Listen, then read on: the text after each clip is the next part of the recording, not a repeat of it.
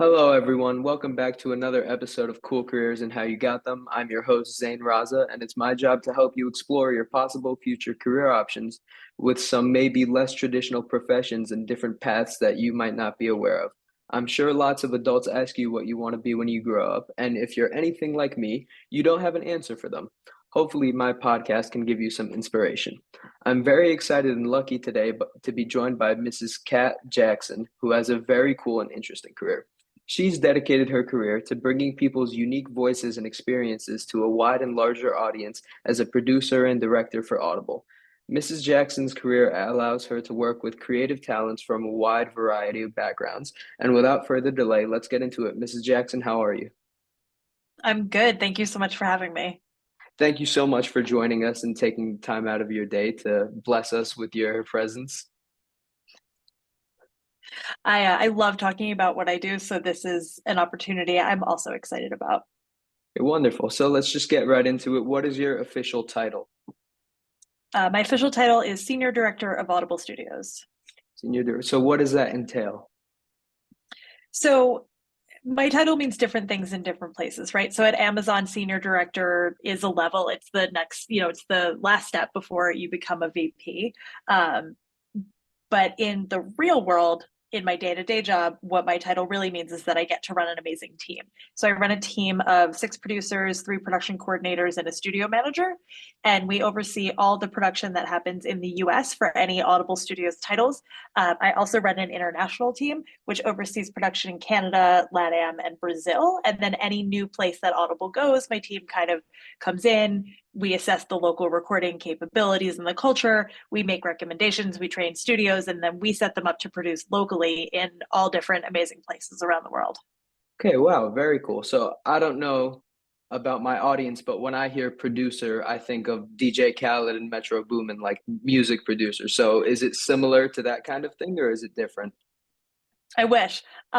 It is exciting in a different way, right? Because as a producer, I get to take a project that comes to me, whether it's an audiobook that's already written or it's an Audible original that is being written just for us and for the medium. And I get to look at it on the page and I get to work with the creator and we get to create this vision of what does this sound like? How are we going to bring this off the page and into people's ears in a way that really is very rich and transports them and gives them this like beautiful entertainment experience. So I do a lot of reading and I'm a giant bookworm. So I still can't believe that someone pays me to read all day. It's like unbelievable. I do a lot of casting. I work with probably 300, 350 actors on a regular basis. And then we call folks in as needed for special things if we have an accent or a dialect or a knowledge base. Um, and then we get in the studio and we direct. And that's my favorite part of my job is being in the studio and watching these things come to life and helping guide what it really sounds like and guide actors and work with them on just these unbelievable performances. What they do is magic. And the fact that I get to stand there and see it and help them is a true privilege for me. So the actors are not always the same people who wrote the book themselves.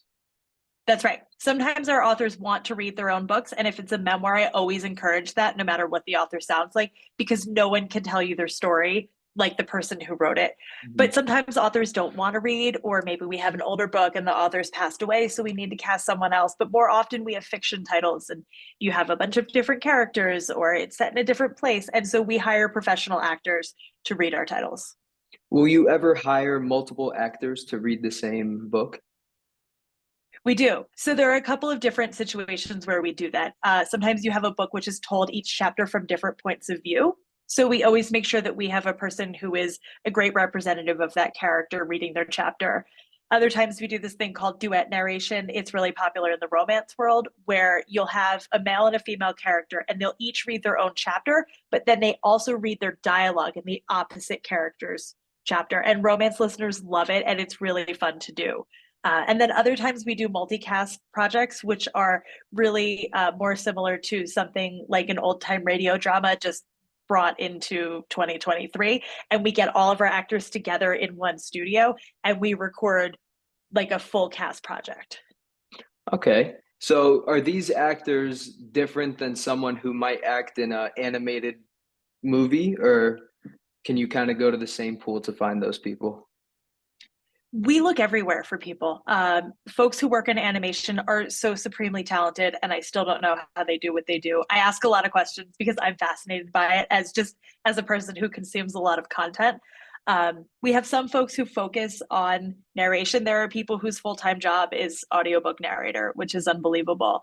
But sometimes we bring in folks who do animation work, right? And people who work like this, actors who are really skilled, tend to have a lot of different jobs. You know, they could be doing theater one day and a commercial the next day, and maybe they're reading with somebody for a movie the following day, and then they come in and do an audio project for me.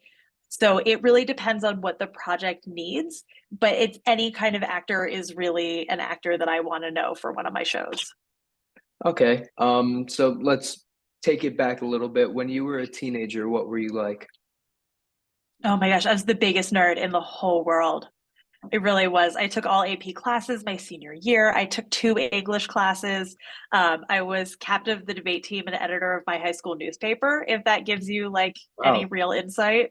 Um, I just always loved academics. I loved being in the classroom and learning new things. And even now, I always say if I won the lottery, I would go back to school and just be a forever student because there's so much out there to learn and know and find out that that's all I want to do. So I loved high school. I loved college. I loved just having that opportunity for my job to be learning. And I never thought that I would get to carry sort of that love of books into what I do. I didn't realize like people do this for a career. And we always joke that nobody goes to school to become an audiobook producer, but there are quite a few of us in my world. So you didn't foresee this as a possible career for yourself? I had no idea that it even was a career, right? Because audiobooks weren't a huge thing when I was in high school, which was in a year that starts with the number 19. Um, they were books on tape. They were like books for the blind, and that was really it. And the whole concept of audio originals hadn't even been developed yet. You know, it's something that Audible developed in the last 10 years. So I had no idea that there were people who not only got to cast regular books for audiobooks, but who got to sort of build these beautiful original worlds for a job. So if you had asked me back in high school what I was going to be, I thought maybe like I would want to be a book editor or a museum curator. But it turns out that was not my path after all. Mm. Where did you go to college and what did you study? I went to college at Drew University in Madison, New Jersey, and I didn't know what to study. But my senior year of high school, I wound up taking AP English with a teacher who changed my life. Her name was Linda Warman. And she also taught us an art history module. And she kind of set us up to take the AP art history test. And I remember getting the book, and it was huge. It was like, oh, it was like 5 inches thick, and just lugging around this big, like Jansen's art history book with me and falling in love with it. And I thought, I'm going to go to a small liberal arts school because that's where I feel comfortable. It was sort of halfway between my home in Pennsylvania and New York City, where I eventually wanted to wind up.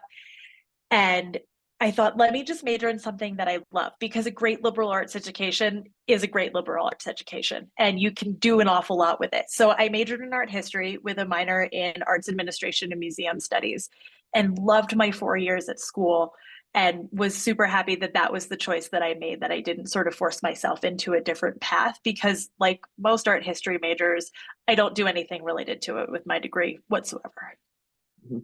Okay. I know we're focused on your career now with Audible, but did you have any jobs before this? Did. When I first got out of school, I had applied to graduate school and I thought, this is really what I want to do. I want to work in museums. This is going to be my life. I'm going to go straight to grad school. And I got rejected from every grad school I applied to. And it was the best thing that happened to me because it forced me to get out into the world and have some experience. So my first job was working doing audio tours for museums with a company called Acoustiguide. And I thought, great, this is it. This is like my foot in the door in the museum world. I'm going to learn people and make connections. And I wound up having the privilege back in 2005, I want to say, the Museum of Modern Art reinstalled their permanent collection. And I had the chance to oversee 3 tours in each of 7 languages. And to be really clear, I don't speak 7 languages, but I know how to find people who do. So I spent about a month and a half in the studio, and it was this amazing studio in Hell's Kitchen called CDM. And I was there every day overseeing these recordings and kind of coordinating people and hosting talent. And interacting with directors. And I just fell in love with being there. And I said to the studio manager, hey, this world is really cool. Like how do you think I could get involved in it? And at the time I had sort of burned out at my job and the hours were crazy. And I was sort of thinking of leaving. And he said, well, my studio manager is leaving. Do you want to come manage my studio? And I was like 25 being offered the chance to manage like the premier voiceover studio in all of Manhattan.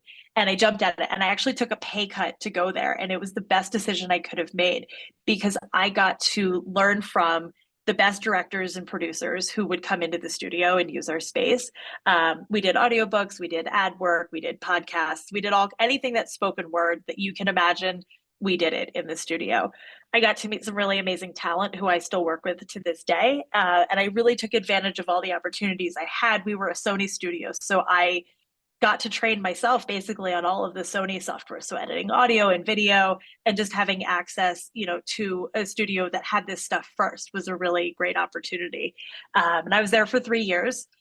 And when it was time for me to leave, I mentioned to one of my colleagues in the building who worked at another studio who I knew was leaving and going to Audible. And I said, hey, man, if you ever hear anything that's open over there, let me know.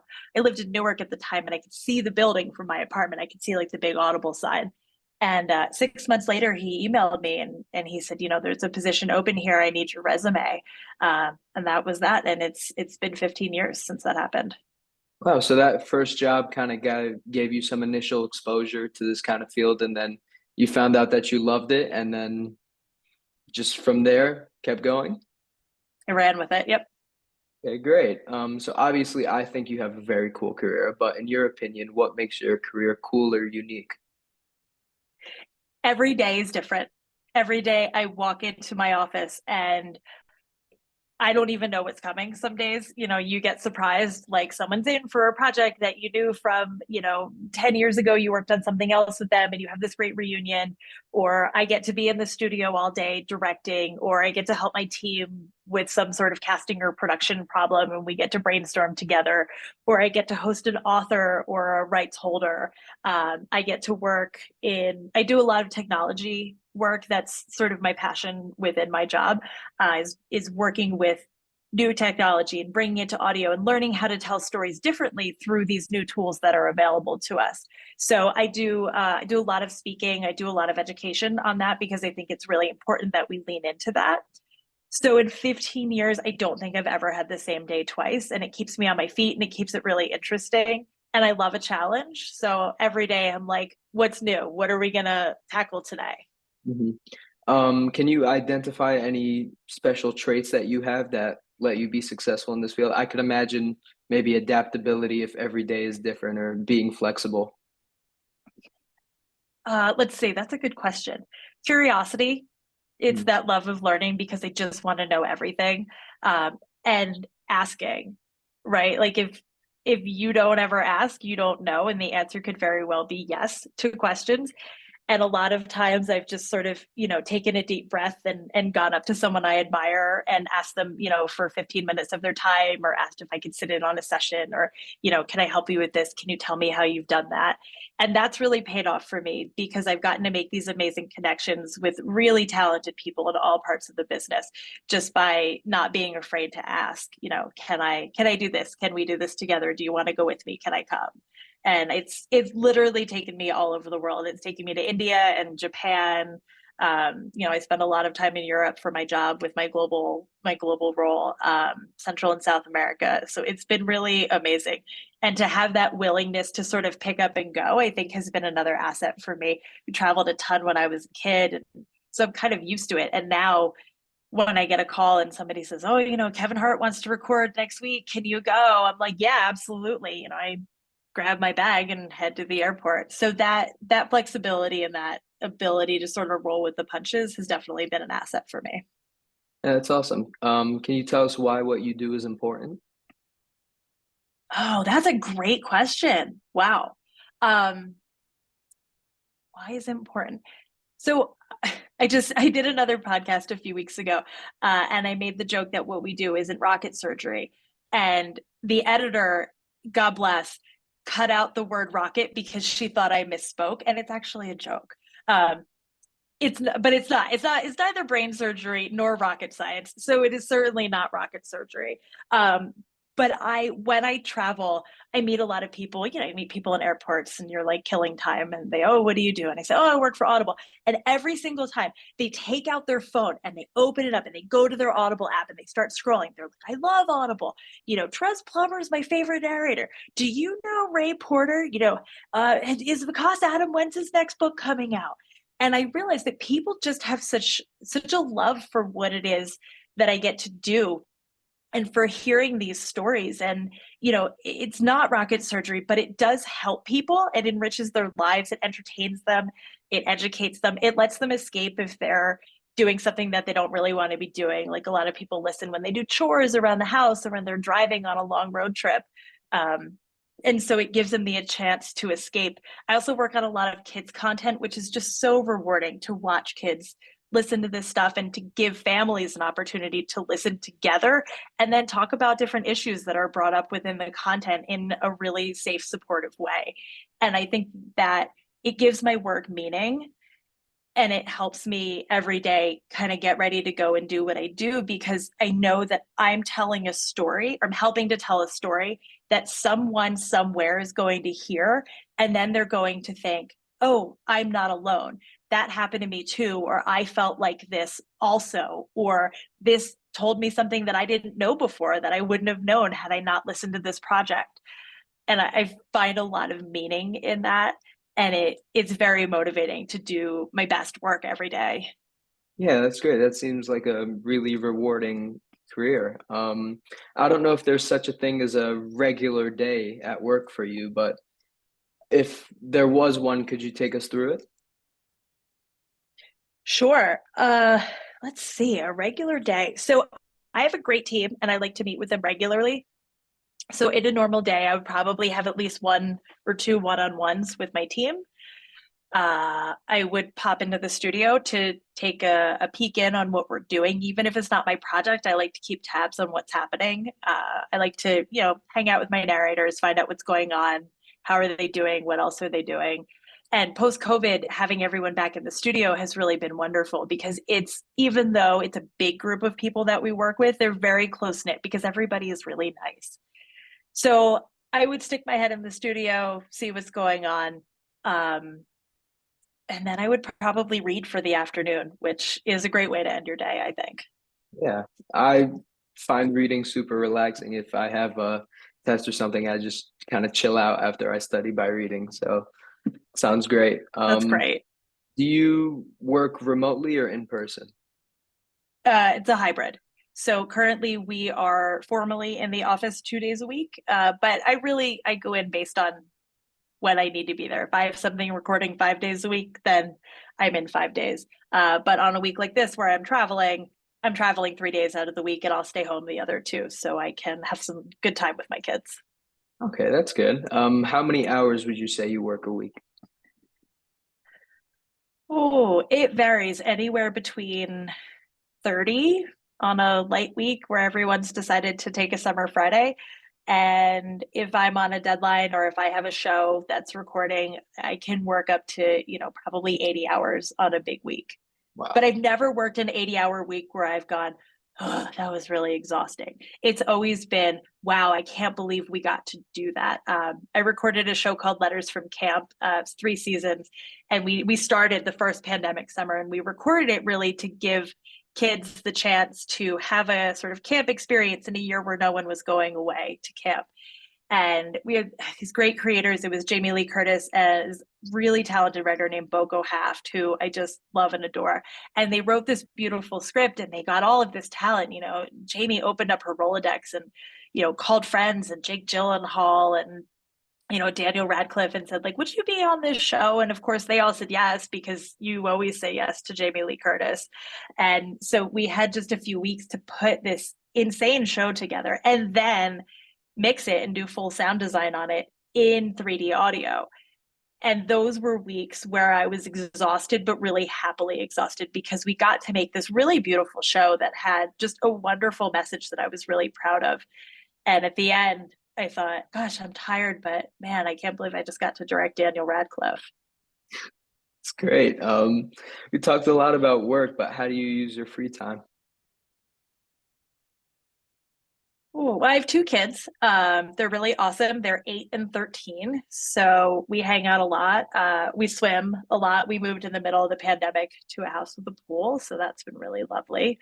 Um, my daughter, especially, she's also a big content consumer. So we go to the movies as often as we can. I'll go see anything. Like I haven't seen Oppenheimer yet, but I'll get there. Um, we like to travel a lot. Both of my kids are great travelers. So we get on the road when we can. And then as a way to kind of remind myself of what I get to do, I obstacle race, which is like Tough Mudder and Spartan race and stuff like that. So there's a lot of training that goes into, running 12 miles and tackling 30 obstacles. So my husband and I train a lot and we race a lot together. And that's really great, both to blow off some steam when I have a frustrating week. There's nothing like jumping in a giant vat of ice and having to swim through it to remind you, like, okay, your week might have been rough, but at least you don't live in this vat of ice. And it's a really great community too. The folks there they're so nice and lovely. And that really kind of takes up most of my free time if I get any. Oh, it seems intense. Now your work is more collaborative with others, right? You're managing a team, and so you're interacting with them all the time. Yep. Okay, so there's no real time where you just kind of go by yourself and work on your own. If I'm reading, I tend to read days that I'm home because I get to curl up with my dog on the couch, which is one of the great joys, both for me and for my dog. Um, but other than that, when I'm in the office, when I'm around people, I really try and make the most of it and make those connections because I do find that for me, that really refills my cup to interact with other people and to share what I know with them and to learn what they know and what they're doing. So I try and maximize that whenever I can. Okay, and what's the next step in this field for you? Huh. That is a good question. I'm so happy in what I do. I don't know that I think about it. I think it's to keep pushing the boundaries of what I do and how we tell stories in audio. The technology part of this is just so interesting and it's developing so quickly.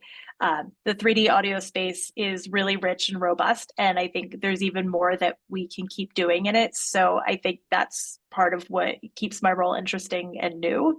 Um, and just continuing to manage my team. They're so great and I've seen them grow so much over the years and I want to keep supporting that, whether it's with me or if they move on to other positions. But managing people and getting to see them develop in ways like that is super rewarding and something I definitely always want to hang on to. Okay, well, thank you so much for joining us today, Mrs. Jackson. Before we wrap things up, let's go to the mailbag. So, to submit for the mailbag, please email Zane at coolcareersandhowyougotthem.com, fill out our get in touch form on our website, coolcareersandhowyougotthem.com, or DM us on the gram at coolcareersandhowyougotthem. So today's question comes from Alex, who is a rising sophomore in Pennsylvania. And I had to filter through a lot of questions because I want to tap into your expertise. So here's Alex's question. I grew up listening to talk radio in the car with my parents, and I used to hate it and think it was so much worse than listening to music. He's just like me. However, I recently convinced them to listen to audiobooks instead, which has been so much better. I'm curious to know if audiobooks are separate from printed books, and how would someone get involved in working with audiobooks? So I appreciate the honesty. I think a lot of kids feel like talk radio is boring, and even classic audio dramas, they can be a little bit cheesy sometimes. So I appreciate that, and I always appreciate a music lover. Um, so there are two different sort of modules that we work in. One are Audible originals, which are things that are written just for us and they're audio only. And then the other are audiobooks, right? Where we do an audio version of a print book that's come out. And those are really fun because we get to bring them to a different audience. And oftentimes we try and do something really special with them. Last year, I got to work on Project Hail Mary, which is by Andy Weir, the guy who wrote The Martian. And it's just this beautiful book. And there's this alien character who speaks in tones. And I looked at it and I was like, oh no, how do we do that? Like, how do you translate, like, he said 7 tones, into audio? And so I got to work with this amazing sound designer who made this sort of this chorus of sounds for the alien. So that was really interesting. And it gives people a reason to buy both the print book and the audiobook, which is my favorite thing, when we can sort of be additive rather than an either or. So both of those things exist. And I think that they both have really interesting places, and neither of them sound like old time talk radio. Mm.